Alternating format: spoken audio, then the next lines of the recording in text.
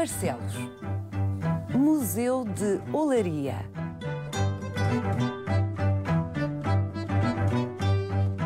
O Museu de Olaria de Barcelos, único no país, tem um acervo de 9.000 peças, 250 das quais de Rosa Ramalho. Do norte rural, Rosa Ramalho só se tornou notada como artista em meados dos anos 50, quando era já quase uma septuagenária. Nas duas últimas décadas da sua vida, Rosa Ramalho produziu centenas e centenas de peças, algumas delas desconcertantes.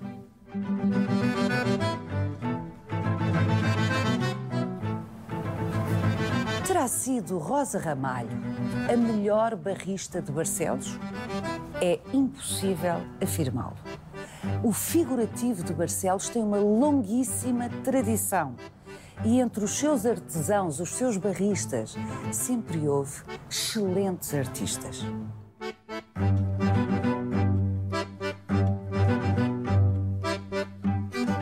Mas foi por Rosa Ramalho que os artistas do Porto dos anos 60 se apaixonaram.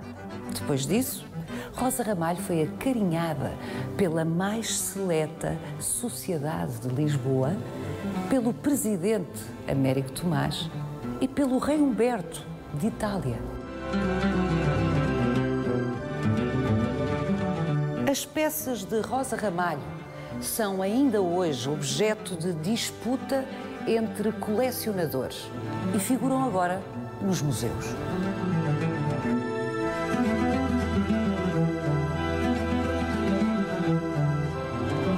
O facto é que foi Rosa Ramalho, uma septuagenária pobre e analfabeta, quem colocou os barristas de Barcelos no mapa. Vai querer saber mais? Venha connosco nesta visita guiada.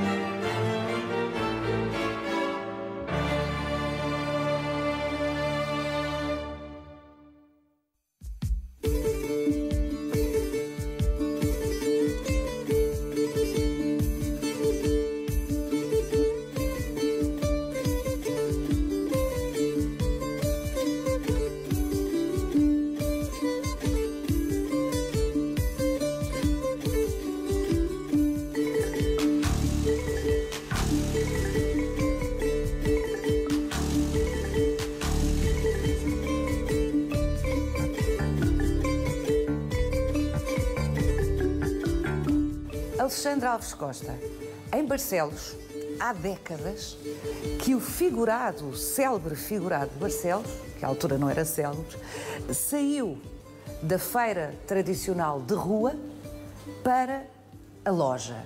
Agora, não se encontra nas feiras, não se encontra nada de figurado de Barcelos, a não ser o galo, porque o galo é uma espécie de um mito, enfim, é um ícone.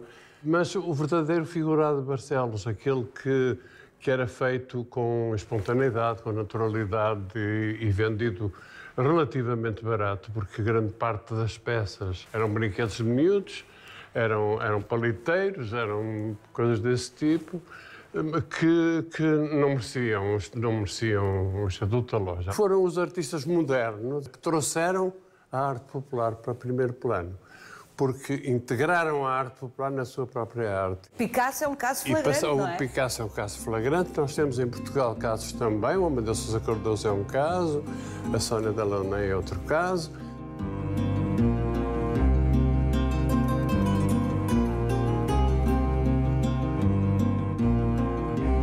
Aí começa um movimento de recolha. E alguns têm pena de não ser capazes de ser tão espontâneos, tão naturais, tão verdadeiros, como são os artistas populares que eles encontram à venda nas feiras, nas ruas, nas casas, no Portugal profundo, digamos ainda.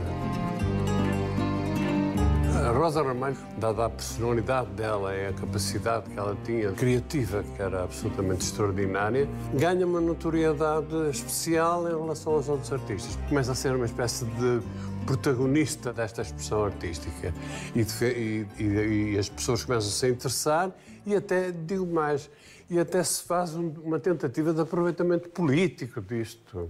O Américo Tomás vai cumprimentar a Rosa Ramalho. Quando cumprimenta a Rosa Ramalho, está a cumprimentar o povo português. De alguma maneira está a fazer esse gesto altamente demagógico. Não acredito que o Américo Tomás apreciasse minimamente as peças da Rosa Ramalho. Ela foi convidada, inclusive, por Rei Humberto de Itália, exilado em Portugal. E aqui há um conflito, enfim, esquerda-direita, como é evidente, porque... É descoberta pelos artistas de esquerda e rapidamente é tomada pelo regime, exatamente. Não é?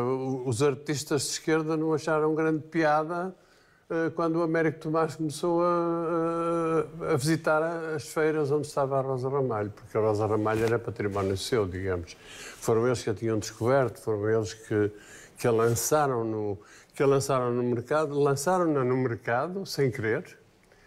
E ao lançarem a Rosa Ramalho no mercado, lançaram todo o figurado de Barcelos no mercado. E os barristas ganharam estatuto para deixarem a feira, onde vendiam e onde se encontravam, para entrarem para as lojas e para as lojas urbanas e algumas delas até galerias de arte. E isso, infelizmente, não correspondeu a uma melhoria de qualidade da produção. Muito antes, pelo contrário. Corresponde normalmente a uma comercialização daquilo que é mais vendável. Embora a Rosa Ramalho também fizesse para vender, todos faziam para vender, era o modo de vida que tinham. Agora, não, apesar de tudo, mantinham uma certa... Eu não queria chamar seriedade, porque não quero dizer que os artistas agora não sejam sérios. São sérios, mas a questão é outra. A questão é que agora os artistas ditos populares já não são populares. Porque já frequentaram as escolas de artes, já andaram na Soares dos Reis, na António Arroio, não sei onde, e fazem uma espécie de imitação daquilo que faziam os seus avós, reutilizando algumas coisas que eles faziam também e acrescentando aquilo que está mais na moda e que é mais vendável, sobretudo para os estrangeiros. Curiosamente, grande parte da procura vem de colecionadores dos Estados Unidos da América. Vamos até ao Museu de Olaria de Barcelos? Vamos ao museu, que temos muitas coisas importantes a dizer lá.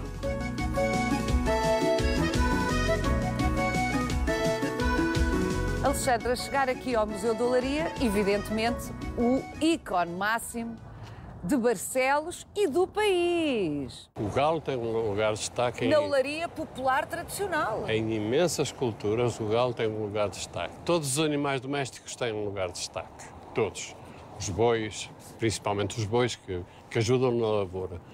Mas o galo tem alguma especialidade. Isto é normalmente uma figura tratada com muito cuidado, com um porte muito altivo, porque, sobretudo, independentemente das diversíssimas interpretações que existem, eu vou dizer a que eu gosto mais. Eu gosto muito de duas. Uma por razões de tradição neolítica, digamos, tradição do bronze. É que o galo anuncia a luz afasta os espíritos maus e permite que o homem trabalhe. Isto é uma interpretação maravilhosa. Depois há outra interpretação, que é uma interpretação mais popular, menos poética, digamos, que é do galo malvado, que é ligado malvado. Porquê é que o galo é malvado? Porque é desonrador de galinhas. Isto é, portanto, o galo, de alguma maneira também, é o símbolo da virilidade, é o símbolo da masculinidade, da força, da capacidade de até se usa a expressão... Estás a galar aquela menina. Portanto, o galo tem também este sentido, que também é um sentido muito bonito. Agora, o que eu acho aqui, se posso dizer uma opinião sincera, é que, de facto, se homenageiam os artesãos de Barcelos com um ícone nacional, não tenho dúvida nenhuma que é um ícone nacional, mas com um produto que não é deles. Com um produto que foi uma elaboração erudita sobre o trabalho deles. Eles fazem galos, mas isto é uma elaboração erudita sobre o seu trabalho. Agora, eu percebo que a Paula diz, e tem razão, realmente, isto é uma questão inelutável. O galo está assumido como ícone de Barcelos e como ícone nacional. A Joana Vasconcelos mandou-o para a China, enorme, e quando quis oferecer qualquer coisa à China de muito nacional, escolheu o galo de Barcelos, quer dizer, também não é por acaso. Até Alexandre O'Neill, no seu maravilhoso poema Portugal, alude ao galo de Barcelos como um dos ícones, como uma das marcas da Portugalidade. É evidente que Alexandre O'Neill, sempre irónico. Doceiras de Amarante, barristas de Barcelos, rendeiras de Viana, toureiros da Golgã. Não há papo de anjo que seja o meu derriço. Galo que canta cores na minha prateleira. Alvora arrendada para o meu devaneio. Bandarilha que possa enfeitar-me o cachaço.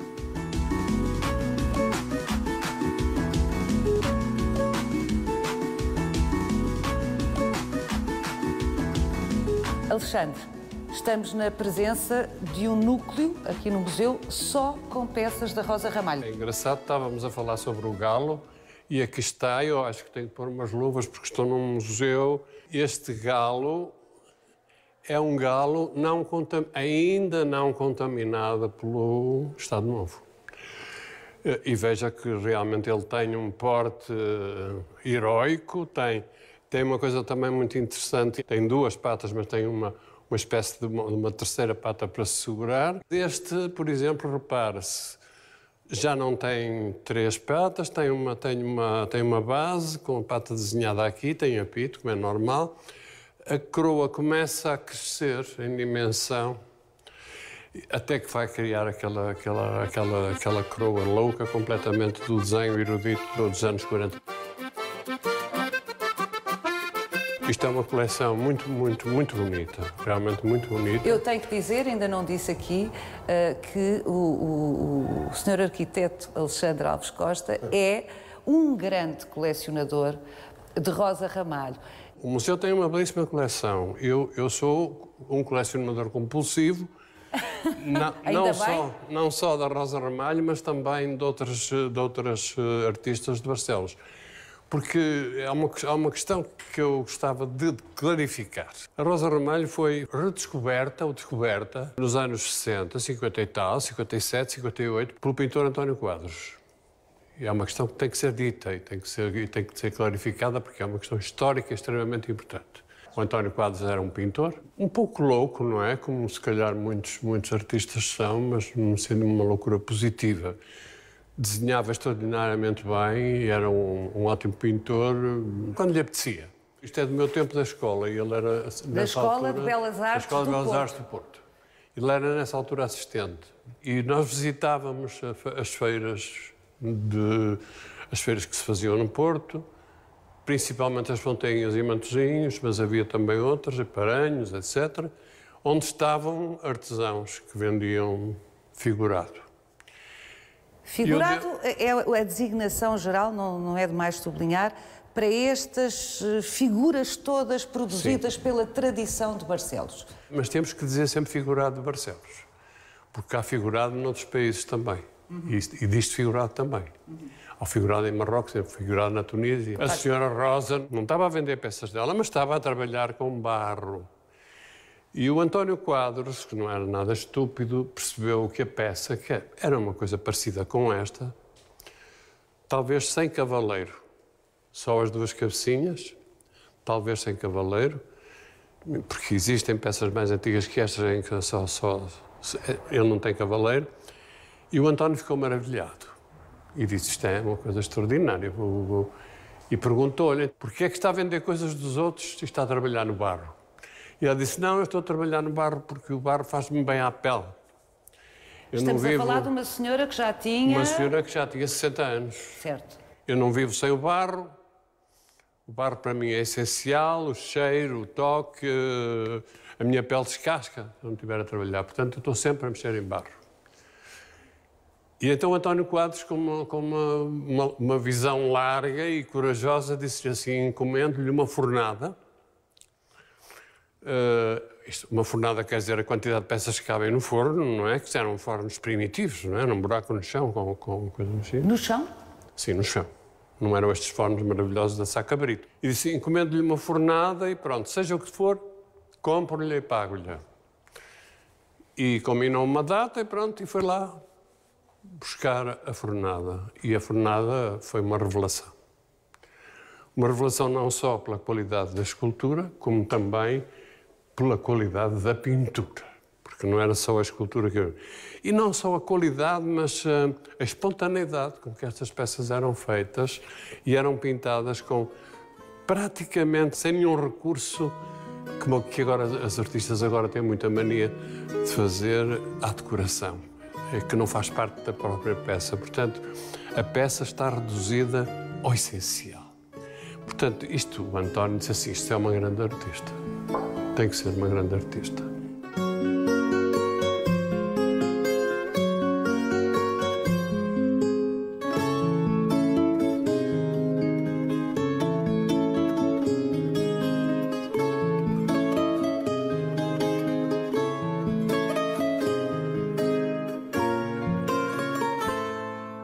Tinham todas um apito, como estas aliás têm também, não é?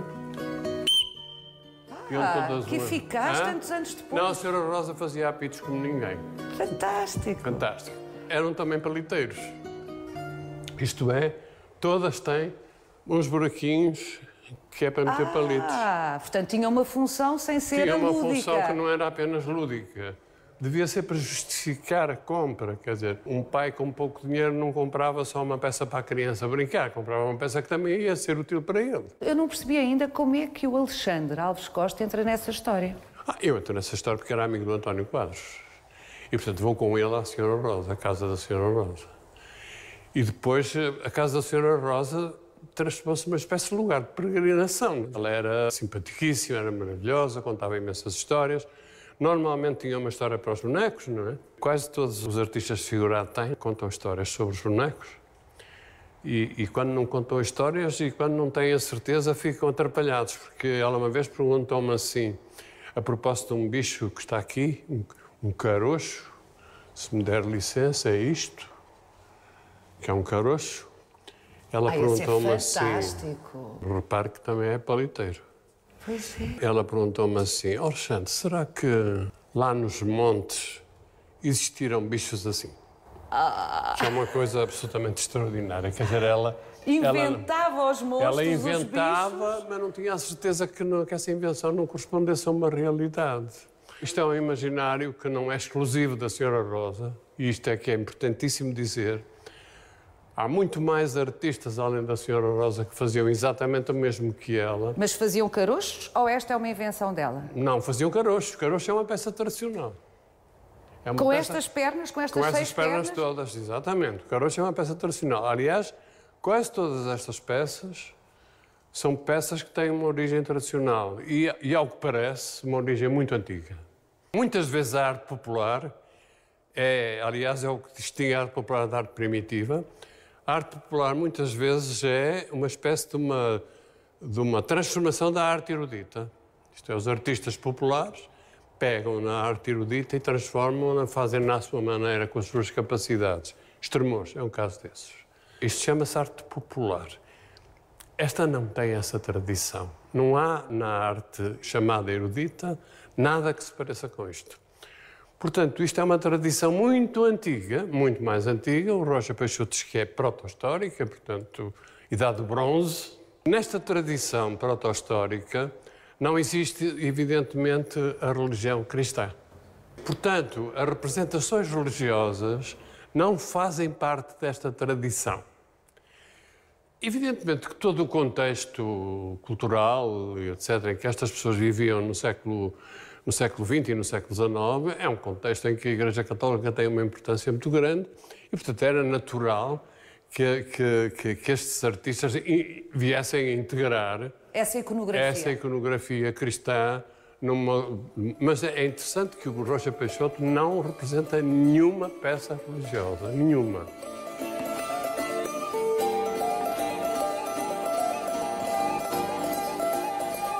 Aparecem peças religiosas a partir de uma certa altura. A Senhora Rosa faz Cristos, faz alminhas, faz santos, última ceia, coisas deste género, que eu, pessoalmente, penso que são o contexto cultural genérico das pessoas. Claro. E faz outra coisa muito interessante que o Roger Peixoto chama a atenção, não para o caso da Senhora Rosa, mas para todos, que é representar as novidades. Por exemplo, representar uma bicicleta.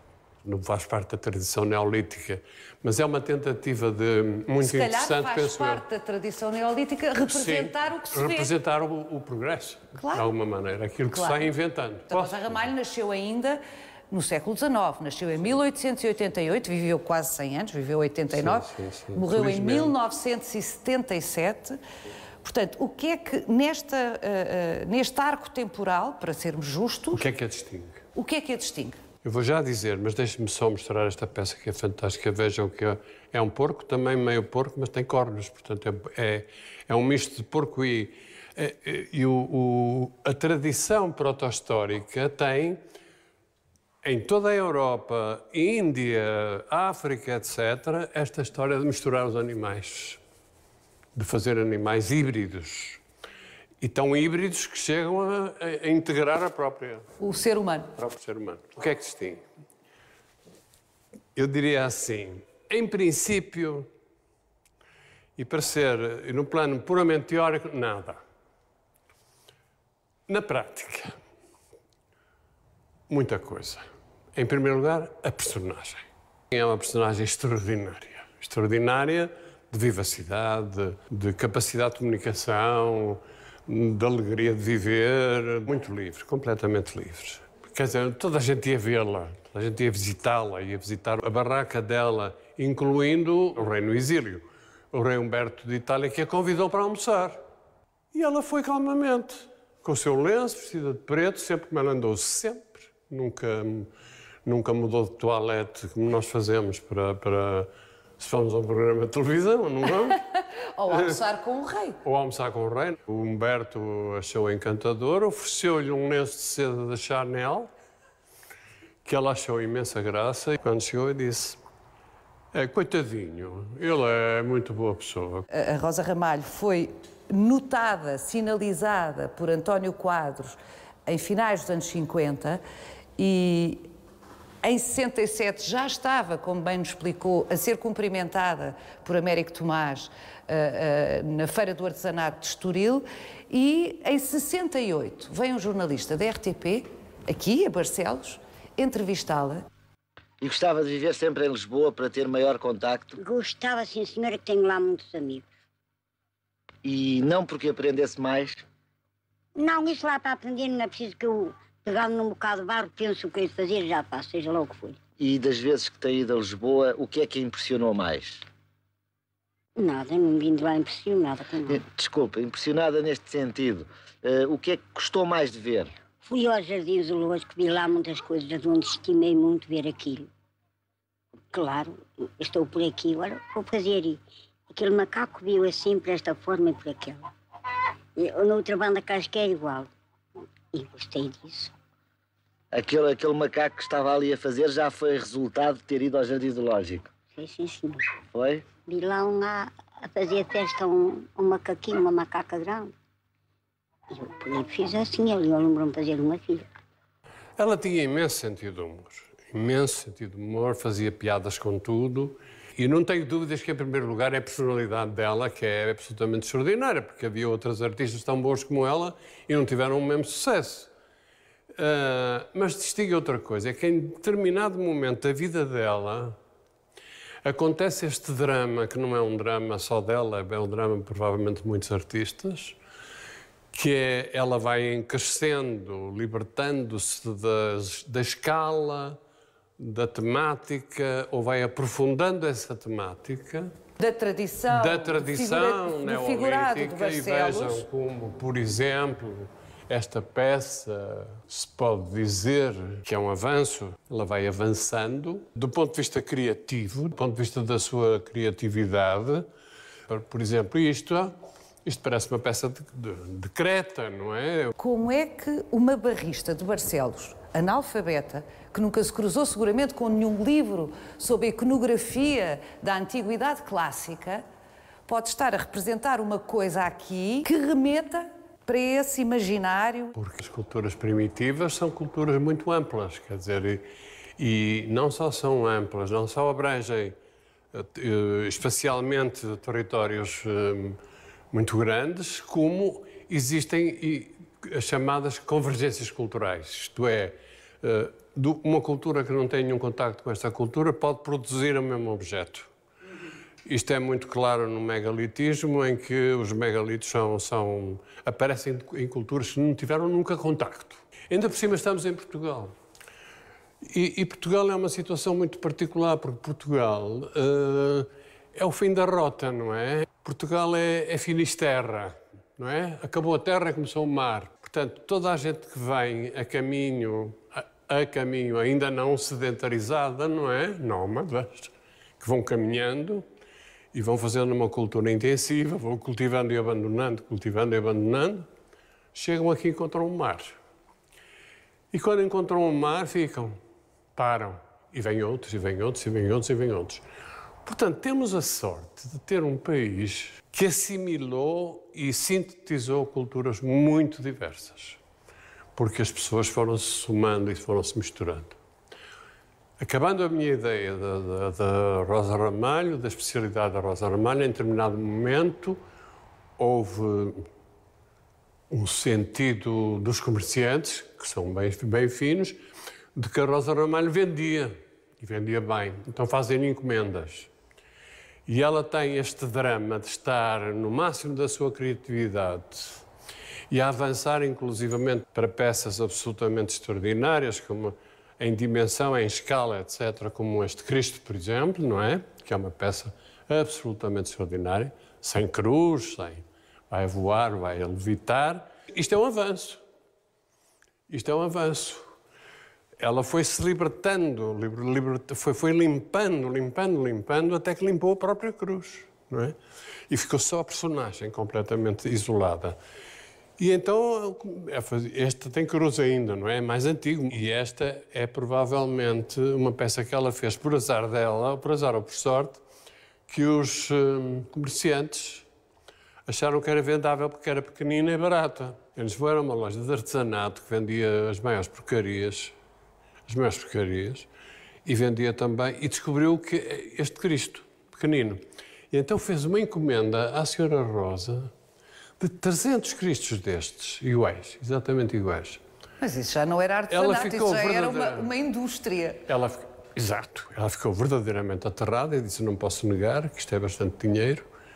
Ela praticamente sustentava a família toda, inteira. Ela tinha uma data de filhos, tinha netos, etc. Pôs a família toda a trabalhar e começou a produzir em série estes Cristos pequeninos. Nós, numa das visitas que lá fomos, ela estava triste, estava desagradada com esta... Porque ela não gostava de fazer peças iguais, gostava de variar sempre. Peças diferentes. Era uma criadora, claro. Uma verdadeira criadora. Estava muito desagradada, muito triste, muito aborrecida e disse-nos, eu estou farta de fazer esta pisalhada.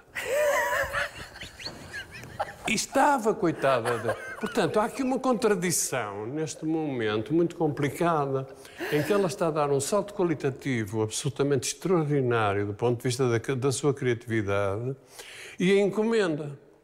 E a encomenda apanha, por exemplo, uma coisa extraordinária, quer dizer, para copiarem. Assim, olha, a senhora faz estas cabras, não é? Que são as cabras tradicionais, que é uma cabra meia... Não sei se é cabra, se não é cabra. Cabra com cauda de pássaro ou de lagarto. Que normalmente tem uma corrente partida, quer dizer que fugiu.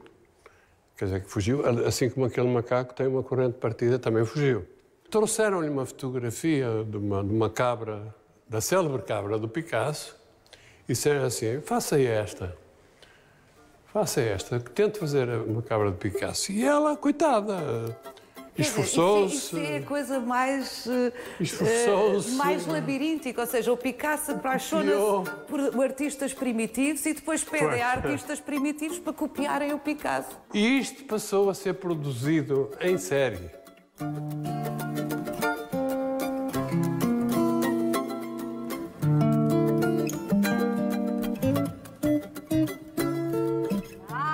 Ai, gosto mais de fazer. Faço aquilo que melhor se vende. Então estava bem sabida se eu só fazia daquilo que gostava. A questão da assinatura é muito relevante, muito relevante. Trata-se de uma mulher analfabeta. Rosa é analfabeta. Nunca lhe chamei Rosa, a primeira vez na vida. A senhora Rosa é analfabeta. Não sabe escrever. O António Quadros acha que ela é melhor que os outros. E acha que ela devia identificar as peças, uma vez que nas feiras parecia tudo misturado. Que ela devia identificar as peças dela, porque achava que as peças dela eram provavelmente mais valiosas, eram mais qualidade. E disse-lhe para assiná-las. E fez-lhe um carimbo. RR. Mais tarde disse, Senhora Rosa, se em vez do carimbo aprendesse a fazer um R, escusava de... era mais natural. Então ensinou-lhe a fazer R. Ora bom, fazer R, como aqui está, não é? R, qualquer pessoa faz. A peça já é mais complicado qualquer pessoa fazê-la. Agora o RR é muito fácil de fazer. Portanto, começaram a aparecer peças assinadas RR que não eram da autoria dela. E é engraçado que agora os vendedores, os que são antiquários, isto é, transformou-se num comércio chique, dizem, tem à venda uma peça da Rosa Ramalho assinada. Enquanto há outro vendedor, que eu também não vou dizer quem é, que é um vendedor, que é o único vendedor sabido desta história, que diz exatamente o contrário. Diz assim, eu tenho uma peça da Senhora Rosa que não é assinada. Que ainda não é assinada, o que mostra a sua antiguidade. Mas o Alexandre olha e distingue. Sim, claro, eu olho e distingo. Volto a dizer, no mesmo arco temporal e na mesma zona geográfica. Sim. Põe-lhe uma série de peças. Temos aqui peças de outras autoras. Anoto logo. Por exemplo, estas alminhas, não é, que eu acho muito bonitas, estas alminhas, há uma série destas alminhas em que esta flor, por exemplo, está aqui, é repetida por aqui fora, por cima, por baixo. Isto é coberto de decoração. Não é da Senhora Rosa. Nunca quis prejudicar a essência da forma com excesso de decoração. Isto é minimalista, não é? Completamente. Além da ideia de cortar um Cristo por aqui, o que é uma coisa inacreditável. Aquela ceia de Cristo, reparem, há muitas ceias por aí à venda. Não as comprem.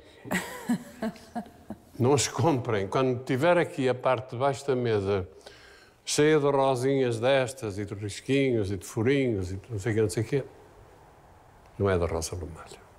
Não é da Rosa Ramalho. Não é da Rosa Ramalho. O que é da Rosa Ramalho é isto. É esta maravilha, esta maravilhosa simplicidade. Esta essência da forma. Isto é uma forma complexa. Bois, um homem com caneco vai beber, porque isso é para provar que leva vinho, as pipas, etc. E ainda poderia ter aqui, de vez em quando, tem umas cobras que andam a passear por cima das pessoas. Há uma figura que não sei se é invenção ou se é uma criação sobre a tradição de Rosa Ramalho, que é essa que está aí, que é uma padeira, imagino, a pôr um ser humano no forno. Sim. Aqui a criatura já está lá dentro, coitado.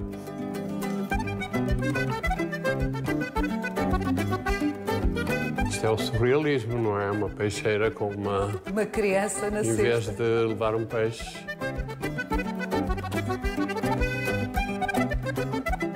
Começou muito cedo em criança, esta gente começa em criança.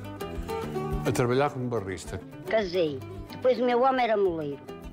Eu tinha de andar pelas portas às fornadas, sim, claro. E ele estava num... Fui criando os filhinhos e ajudando a ele, na verdade. Sim, fui ajudando também a ele. Olha, até eu até me meto tristeza de ver a minha vida que passei. Quando o marido morreu...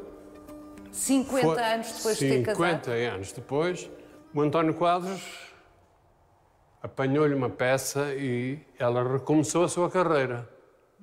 Recomeçou como se fosse do nada. Eu não acredito nisto. E não acredito nisto porque estas coisas não caem do céu. Isto é, uma pessoa que faz uma peça destas nunca deixou de trabalhar em bar. Portanto, na minha opinião, ela nas horas vagas ia trabalhando. Tinha amor ao barro, porque eu sei no barro não sou ninguém. E eu acho que sou capaz de encontrar, por relações formais, peças anteriores ao casamento dela. E este museu tem.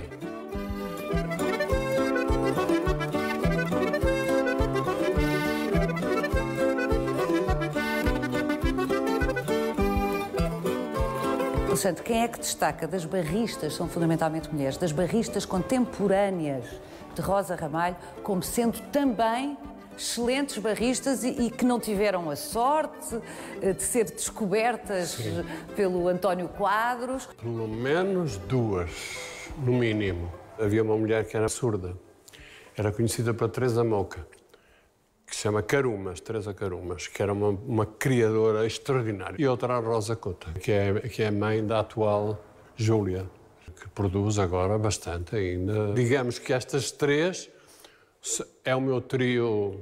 De eleição. De eleição. Havia um António Couto, que eu julgo que é família de Rosa Cota, não é? Era preciso ter lagartos, sardões. O sardão é um bicho complicado, porque depois isto tem muitos significados, não é? A cobra tem um significado, o sardão tem um significado. E são significados que não foram inventados recentemente, são significados que vêm da pré-história. Vêm da pré-história, não é? A ligação à fertilidade, o ataque às mulheres grávidas, coisas deste tipo, que vêm da pré-história, não é? E que são trazidas até aqui. Até Barcelos é o único sítio onde isso existe, não existe em mais lado nenhum em Portugal.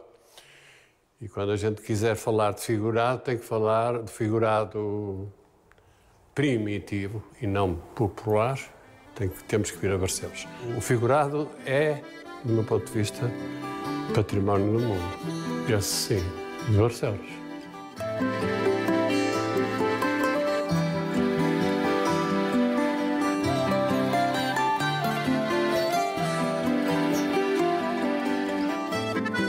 Siga-nos no nosso sítio e na nossa página de Facebook, onde encontra este e os outros episódios do Visita Guiada.